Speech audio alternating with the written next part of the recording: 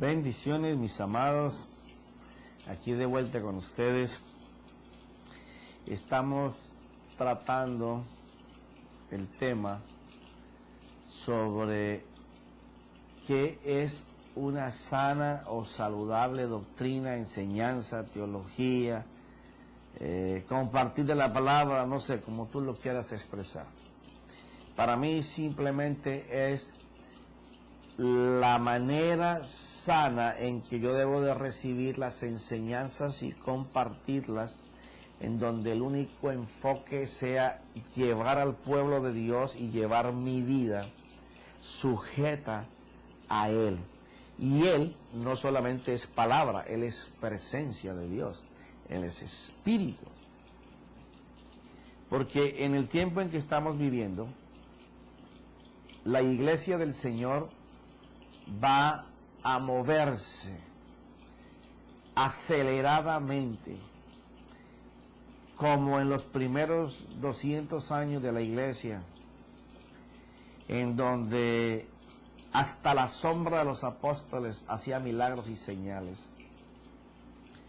¿Por qué? Porque si estamos portando al Dios Todopoderoso, el Dios Creador, el Dios Libertador, el Dios Proveedor, el Dios Padre, el Dios Pastor, el Dios Guardián, el Dios que sana, el Dios que libera, pues lo lógico es que se manifieste en nuestras vidas de esa forma. No que haya una dependencia de la iglesia, del alimento que recibe cada domingo, cada miércoles o cada vez que va a la iglesia. Eso debe de ser el postre de la comida que tú tienes diariamente con Dios, no el plato fuerte. Porque sí es cierto que no debemos de dejar de congregarnos porque nos secamos. Y la palabra que se usa ahí es porque tenemos tanta desidia y tanta irresponsabilidad que solamente oímos del Señor el día domingo que vamos. Y cuando oramos, es hasta con la taza de café en la mano. ¿Tú me entiendes, Señor? No, o sea, tiene que cambiar la mentalidad de la iglesia. Tiene que ser arrojado el espíritu de pereza, el espíritu de irresponsabilidad espiritual contigo mismo. Tiene que ser arrojado el espíritu de la ambición más alta por las necesidades de nosotros que por la necesidad de Dios. Tiene que estar afuera aquella necesidad de cubrir nuestros vehículos, nuestras casas y ponerlas bellas y hermosas y los bienes que poseemos, pero a Dios no le adornamos ni lo visitamos. Ese espíritu tiene que salir de la iglesia. Tiene que estar en la iglesia un espíritu de vida, de pasión, de locura, de arder por el Dios de la presencia, el Dios del poder, el Dios de la gloria, por escuchar de su voz. Y no que sea maravilloso reunirnos y congregarnos y escuchar a nuestros hermanos y leer sus libros y verlos en televisión o en internet, porque si yo no creyera que eso fuera bueno, no estaríamos haciendo esta inversión de tiempo y dinero para que tú nos pudieras ver. Pero esto no puede ser más importante que la comunión tuya con Dios a solas.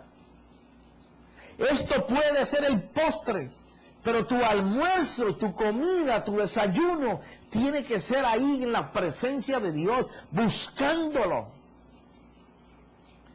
Porque si eso no sucede, siempre estaremos hablando palabras o palabrería que no encaja con el idioma de Dios. Siempre estaremos trazando mal las escrituras, hablando lo que no es, buscando las cosas que no son. Porque al enemigo le interesa que estemos distraídos en la puerta de la iglesia, en la silla de la iglesia, en la alfombra de la iglesia, en el vestido de la hermana, el vestido del hermano, el perfume que se echó, el carro que se compró, la casa que tiene, porque él sí, porque yo no. Pero no estamos pendientes de nuestra vida interior con Dios. No estamos colocando como prioridad la importancia de conocer al Dios de la gloria, de conocer de su palabra, de su escritura, de su espíritu, del poder que hay en ella, que si dice que es un río de agua viva y que al tomarlo van a salir ríos de nosotros, pues eso es lo que hemos buscado.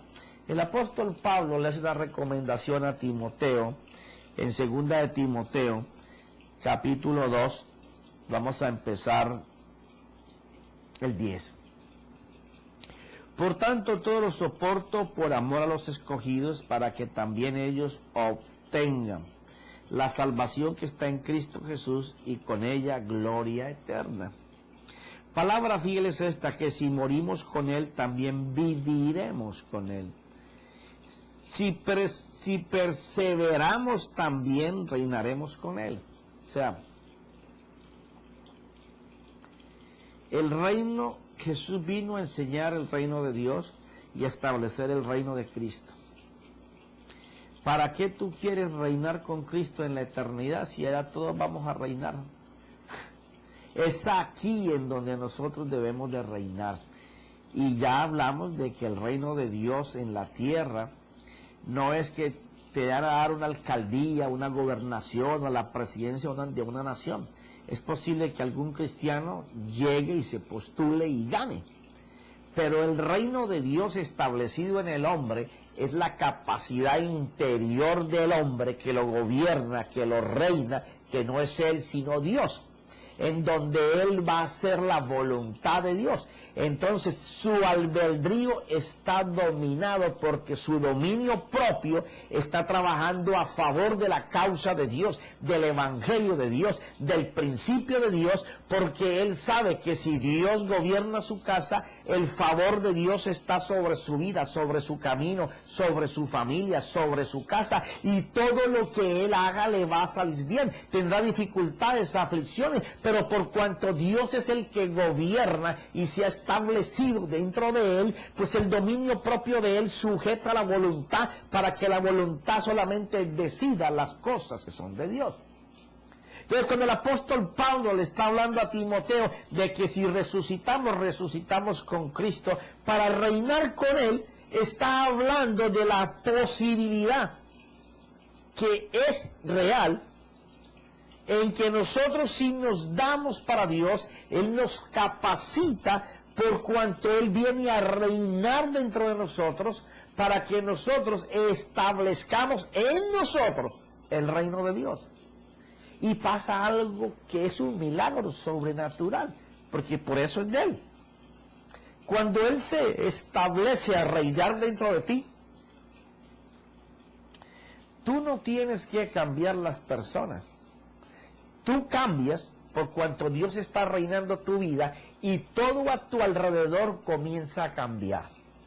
Las personas, las cosas, las situaciones, porque lo sobrenatural de Dios, la presencia que emana de ti, la palabra de vida, el consejo del que hablaba Job, que iba a la plaza y se sentaba y hasta los príncipes se tapaban la boca para no decir nada y los ancianos se paraban para escucharlo y nadie debatía una palabra porque era el favor de Dios en su boca y era palabra de justicia, tanto para el mendigo, para la viuda, para el huérfano, para el extranjero.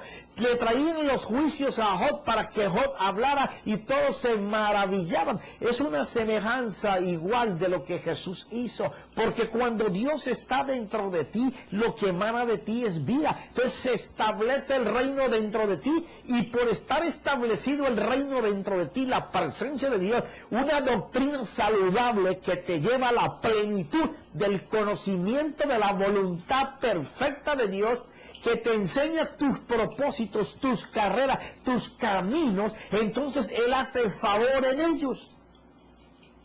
Eso es lo que el apóstol le está hablando a Timoteo, de reinar, que así como murió con él y murió al pecado, así mismo va a reinar en vida en él. Oh, la doctrina de la iglesia tiene que tirar hacia un solo lado. La doctrina de la iglesia tiene que tirar hacia la vida en Dios y en su espíritu. La iglesia tiene que vivir clamando, deseando, anhelando la vida de la presencia del Espíritu y de la palabra de Dios en nosotros a toda hora. Y para eso vamos a tener que sacrificar muchas cosas. El apóstol Pablo lo hizo. Todos los apóstoles lo hicieron. Jesucristo lo hizo. Los grandes héroes de la fe lo hicieron. Los patriarcas lo hicieron.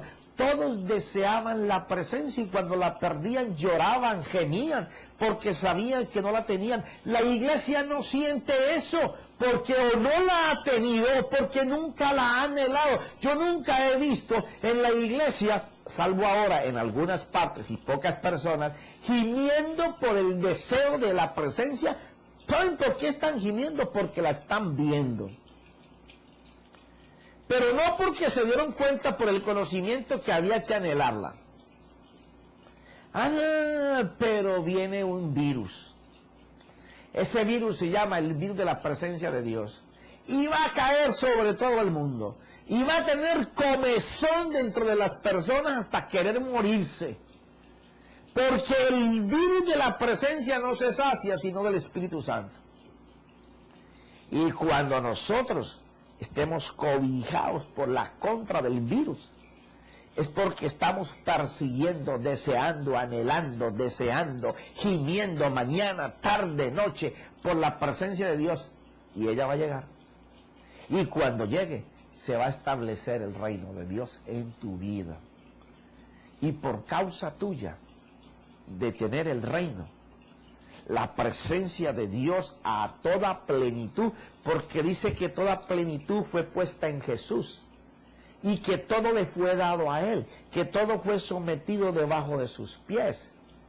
Y habla de que esa plenitud que está en Jesús está en nosotros, porque Él está en nosotros y el Padre está en Él, y que como garantía nos dio el Espíritu Santo para que se cumplieran las promesas, que ya no deben de ser promesas, deben de ser realidades, porque si a ti te prometen algo, tú no lo tienes.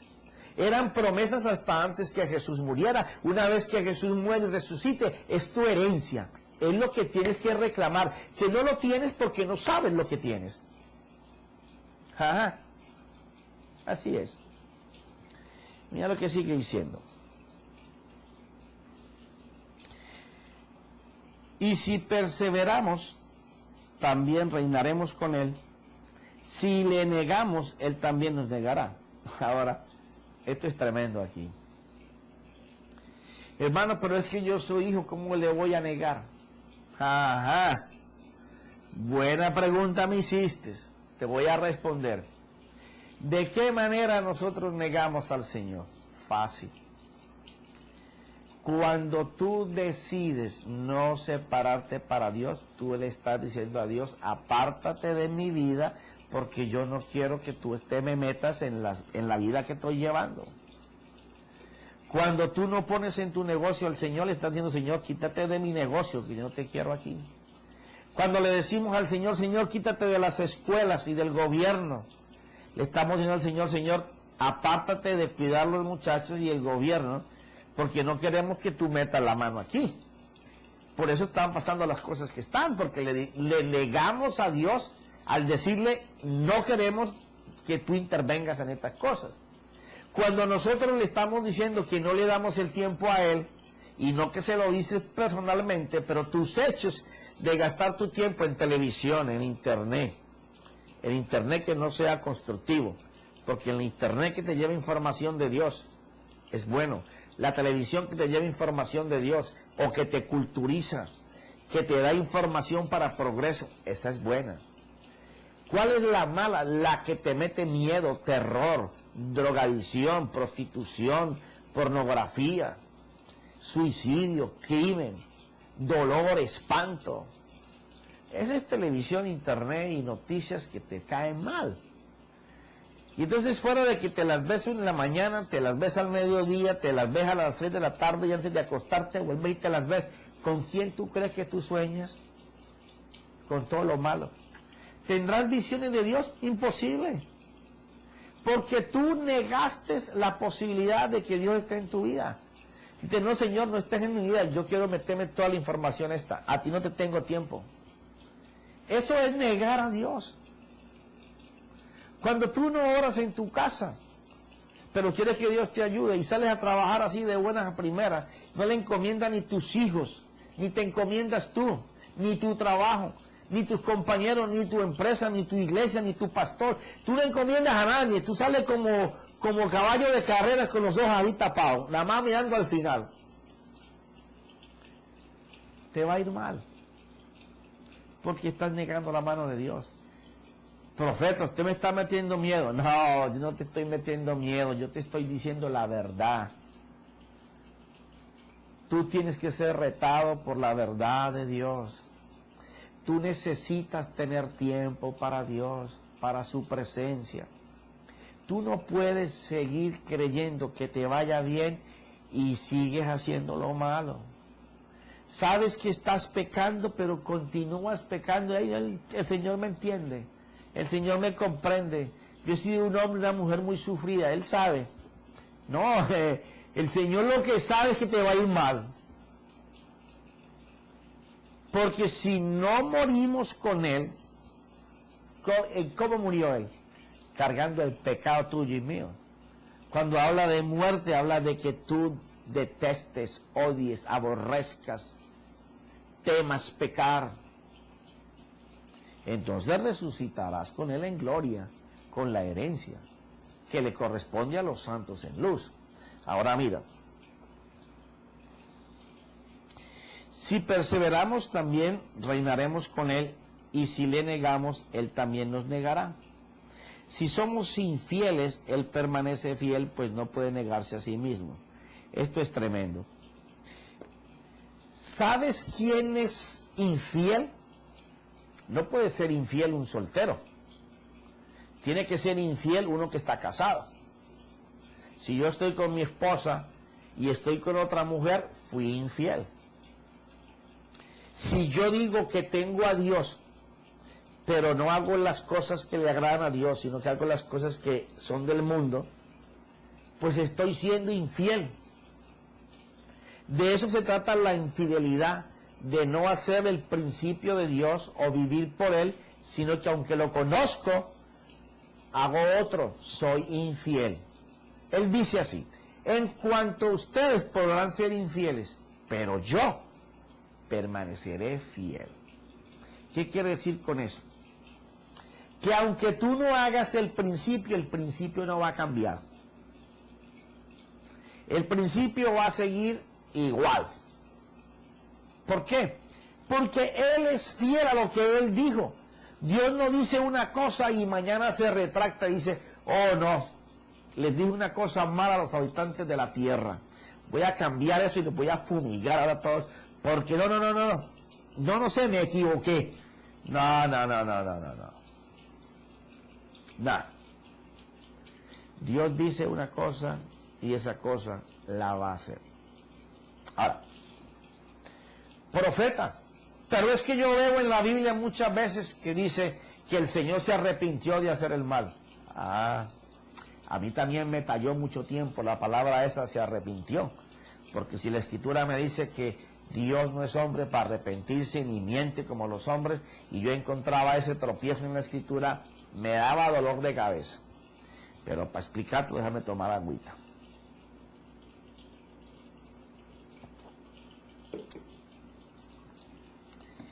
Dios no es que diga algo y Dios se arrepienta de lo que dijo, sino que Dios le dice, por ejemplo, como hizo con Jonás, que vimos en estos días, ve y dile al pueblo de Nínive que se arrepientan, porque si no les va a llegar juicio, los voy a exterminar. Entonces después el rey dice, y vamos a ver si Dios se arrepiente de hacernos mal. Y el siguiente renglón dice que Dios se arrepintió de hacer mal a aquella nación. La palabra que usa quien está escribiendo está narrando lo que Dios iba a hacer, pero que Dios no hizo. No es que Dios propuso en su corazón matar a toda la gente de Nínive. Si hubiera sido así, no hubiera mandado a Jod. Él mandó a Jod para no hacerles daño. ¿Qué pasó? La gente de Nínive sabía que venía daño y se arrepintieron, y entonces Dios, para ellos, no les hizo daño. Pero es que Dios sabía que al mandar a Jonás, así él no quisiera hacerlo, y lo forzó a hacerlo, él lo promulgó y la gente se arrepintió. Dios conoce en su presciencia lo que va a pasar antes de que tú nazcas. Él ya sabe todo lo que tú eres. En ese don de presciencia, Él puede predeterminar. Es que muchas veces nosotros queremos razonar la predeterminación de Dios, que va muy de la mano con su misericordia. Cuando Él les anuncia juicio, ya Dios sabe que ellos se van a arrepentir porque ya los vio caminar. Y tú vas a ver siempre que Dios habla, o hablan de Dios, que se arrepintió porque no llegó el juicio. Pero el juicio no llegó porque la mano de Dios intervino premeditadamente para que se arrepintieran. No fue que Dios dijo, los voy a castigar y no hay quien los salve. No, les voy a mandar la salvación para que se castiguen, para que se arrepientan. Y entonces, como se arrepienten, no los voy a castigar. Así funciona, mi hermano. Tu vida está en la mano de Dios y Él la conoce. Él quiere que te arrepientas de todos tus malos momentos, tus pecados, tus aflicciones, de todo lo que tú estás pasando. Para que te coloques en su mano una vez que tú vayas a la cruz y entregues todos tus pecados que allí fueron puestos ya. Es que tú sepas que ahí están. Y que también sepas que cuando Él resucitó, te resucitó para reinar. Y que desechar la mano de Dios es no hacer caso de la palabra de Dios. El que ignora la palabra de Dios no se mueve por fe. Se hace necio. El conocimiento para él no sirve, porque desecha la mano de Dios. Cuando tú no haces el principio, tú desechas la mano de Dios.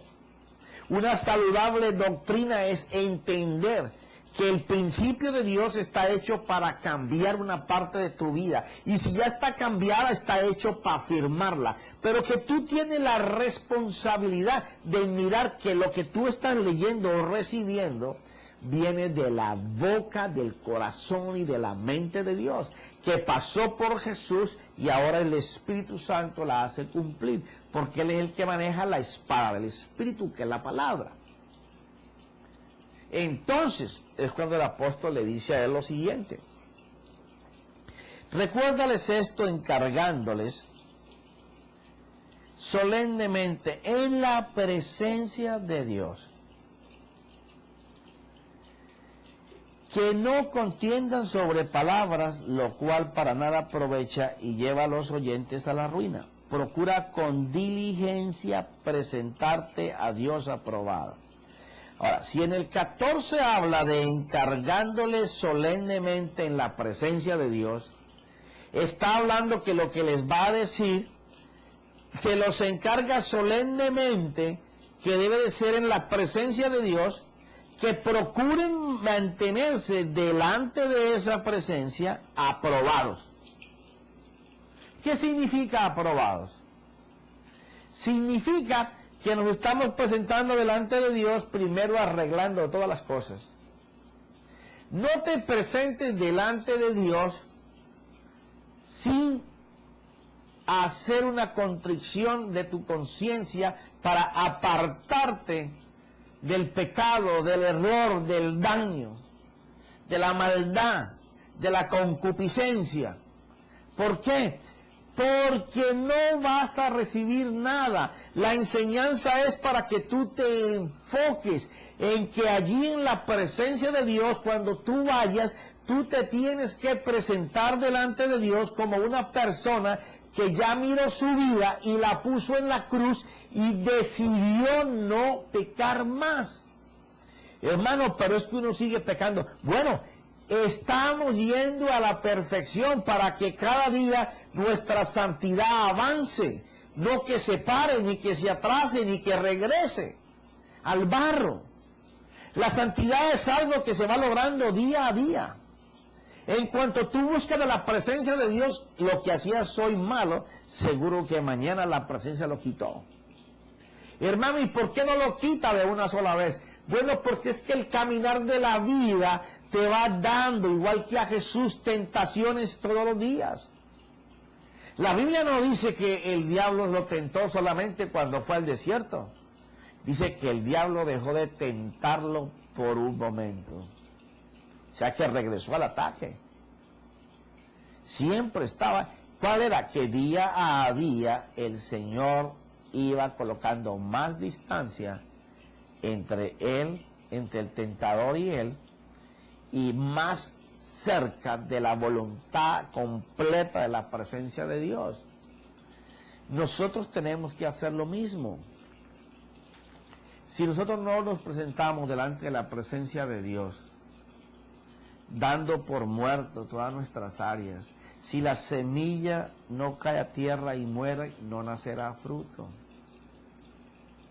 Nosotros necesitamos tomar el paso. ¿Cómo tú quieres que tus hijos cambien? Que tu esposo o tu esposa cambie, si tú no cambias. ¿Cómo tú quieres servir a Dios o necesitas que Dios te levante en un ministerio si todavía en tu casa se está dando una vida contraria a los principios, si todavía siguen los gritos, las peleas, las riñas, los celos, las malas palabras, la humillación, la violencia, la ira, la contienda, la venganza? Si en tu casa es un nido de buitres las palabras y los hechos, ¿cómo tú quieres que Dios haga algo si tú no te presentas a Dios aprobado de que todo eso ya murió y que tú lo estás sepultando conjuntamente con el Señor para resucitar a la gloria del Señor? No esperes cambio. No puedes llegar a querer que la presencia de Dios caiga sobre tu vida si tú no estás buscando santificarte todos los días, si tú no estás como David y como toda esta gente clamando con un corazón abierto para que Dios mire tu entrega del mal y para que se establezca el consejo de Dios, que es el que prospera tu buen camino. Es en donde en el secreto con Dios Él te va a dar a conocer en su intimidad los secretos de Él para tu vida, tus caminos, tus pautas, tus talentos, tus dones. Porque en la mano de Dios es que van a ser fructíferos. Entonces dice, procura con diligencia presentarte a Dios aprobado como obrero que no tiene de qué avergonzarse, que maneja con precisión la palabra de verdad. ¿Tú sabes lo que es eso? No solamente ser aprobado por Dios, sino manejar la palabra de Dios con precisión. Eso quiere decir que si yo voy a hablar en el nombre del Señor a una persona, yo voy a hablarle a esa persona lo que Dios tiene para su necesidad. No voy a empezarle a darle una doctrina o a demostrarle todo lo que sé de mi teología, de griego, arameo, hebreo, y hablando lenguas y cosas que no construyen. No con acierto, con atino. Yo voy a delinear en mi corazón la palabra exacta que Dios tiene para esa persona. Y así mismo va a suceder con el pueblo de Dios. Va a llegar un momento en que las personas no van a usar mucho papelito y mucho documento para tener mensajes organizados, sino que le van a dar la libertad para que el Espíritu de Dios pueda ministrar lo que quieran. Y estamos en esa época y vamos a seguir metiéndonos en esa época. Porque vamos a regresar a la vida del Espíritu. Yo no me acuerdo haber visto al Señor Jesús ni a sus discípulos diciendo, oye, tengo que dar un discurso aquí, vayan a la sinagoga y me traen el libro de tal. No, la Escritura se leía en el templo. La Escritura se la pasaban y se la leía ahí. Pero cuando Él estaba en la multitud, Él era la Escritura. Yo no me acuerdo haber leído en alguna parte de los apóstoles que ellos andaban con los rollos en la mano para ver qué le explicaban a la gente. No, ellos estaban investidos del Espíritu. La Escritura era en el templo para aprender. Pero cuando había que llevar el mensaje a la gente, era el Espíritu y la palabra que moraba en ellos la que salía. Eso está aconteciendo, va a acontecer y se irá cada vez más profundo. Hombres y mujeres manejados en su totalidad por el Espíritu Santo de Dios y la palabra de su poder.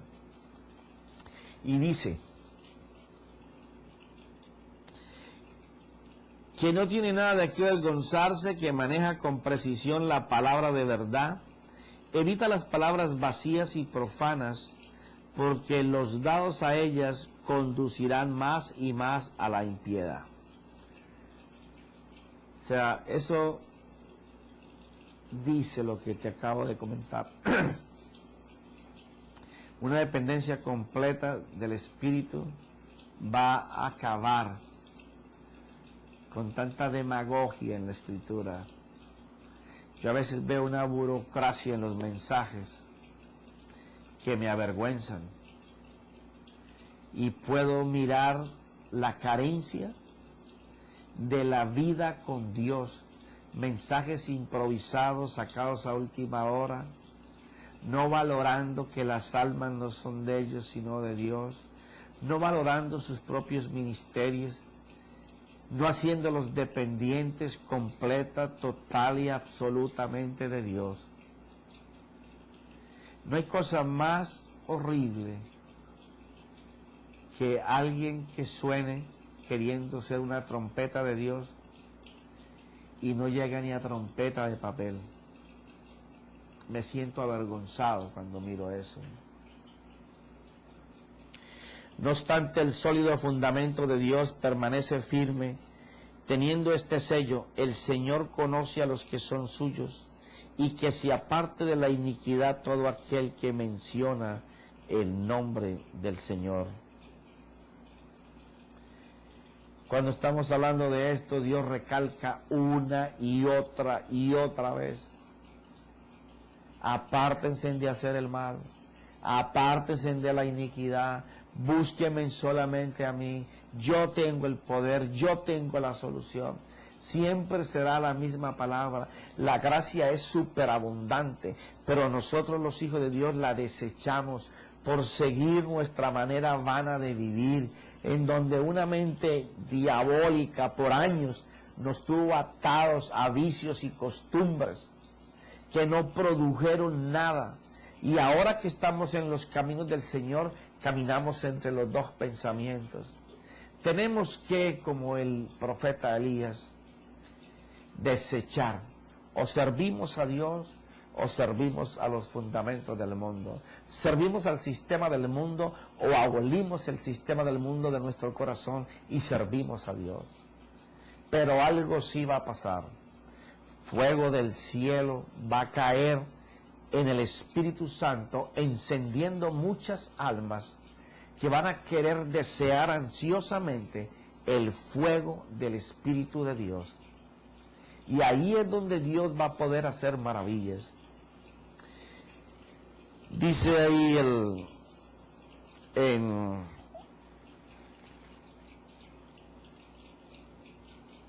a ver, vamos a leer del apóstol Pablo.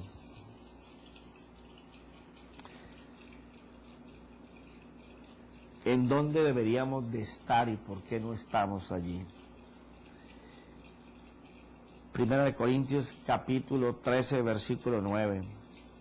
Porque en parte conocemos y en parte profetizamos. Pero cuando venga lo perfecto, lo incompleto se acabará. Cuando yo era niño, hablaba como niño, pensaba como niño, razonaba como niño, pero cuando llegué a ser hombre, dejé las cosas de niño. Ok. Mira lo siguiente. Esto le va a doler a mucha gente. Vamos a dejarlo en pesadito solamente. Imagínate un niño. Aquí se está hablando no de un muchacho de 10 años, 7 años, 8 años. En este tiempo no había las leches en los tarros que le dan hoy a los niños por 2, 3, 4 años. En ese tiempo solamente estaba la leche de su madre o la leche de la cabra. Entonces las madres amamantaban los hijos hasta muchos años. Entonces el apóstol Pablo está colocando el ejemplo que todos conocen ahí, de que cuando él era niño tenía que vivir dependiendo de esa leche. ¿Cómo dependía de esa leche? Chupando. Tampoco habían los aparaticos de hoy en día que las mujeres se colocan eléctricamente y se sacan la leche, que para que no se le dañe el seno o para que el muchacho no las muerda. En aquel tiempo tenía que ser con todos los tarros y con todos los dientes que el muchacho tenía. Entonces tenía que chupar. Y él está comparando esto de los muchachos de chupar el seno de su madre para alimentarse con lo mismo que sucede hoy con la iglesia, en donde la iglesia siendo niño tiene que chupar como una sabandija porque ya no tiene un seno. Es chupar lo que otros presentan y que tienen por naturaleza como alimento. Se pegan como sabandijas a chupar la vida de otro, porque ellos no quieren sacrificarse, dejar de hacer las cosas que no les da el tiempo para ir a la fuente y que de ellos mismos nazca vida. Entonces tienen que vivir chupándole a otro, como una sabandija. Como el niño le chupa a la madre, hay mucha gente en las iglesias que están pegados como sabandija para que fulano ore por ellos. Y entonces un día se siente con una maluquera, entonces, no, fulana yo he visto que es experta, van a que oren por él. Entonces tienen un problema económico, entonces buscan al hombre más próspero de la congregación para que le ponga la mano y ore por ellos. Y así se la pasan chupando de todo el mundo, menos de Dios. Son sabandijas que le roban la vida a los que de verdad se están apartando para Dios. Pero si fuera que la robaran y se alimentaran y quedaran sanados, pero quedan con hambre. Siempre quieren más, igual que la sabandija. No se sacian. Y llevan 10 años, 20 años en la iglesia, 40 años y están perdiendo el año espiritual todos los años. Porque viven desde mucho tiempo, ya son adultos y todavía están mamando. Están como la sabandija pegada a ver a quién le sacan una bendición. En vez de ir al que tiene las bendiciones, que es Dios. Lo que te va a exigir es que la enseñanza te tiene que llevar a depender solamente de Dios. Que tú tienes que tomar la decisión voluntaria, completa, autónoma, de que vas a dejar de gastar tu tiempo en lo que no es alimento, como decía el profeta. No gastes tu dinero en lo que no es pan y vino y leche. Ven y compra pan y leche sin dinero. Eso es lo que quiere decir eso. Pero se me acabó el tiempo y lo seguiremos explicando en el siguiente capítulo. Yo espero que el Espíritu de Dios esté hablando a tu corazón Porque la misma pasión, el mismo deseo, el mismo hambre, la misma ansiedad por su presencia, mayor que la mía es la que yo quiero que tú tengas. Y que el Espíritu Santo te lleve al máximo. Porque así seremos muchos hablando de su presencia y lo que produce en nuestras vidas. En el nombre de Cristo Jesús. Amén y amén.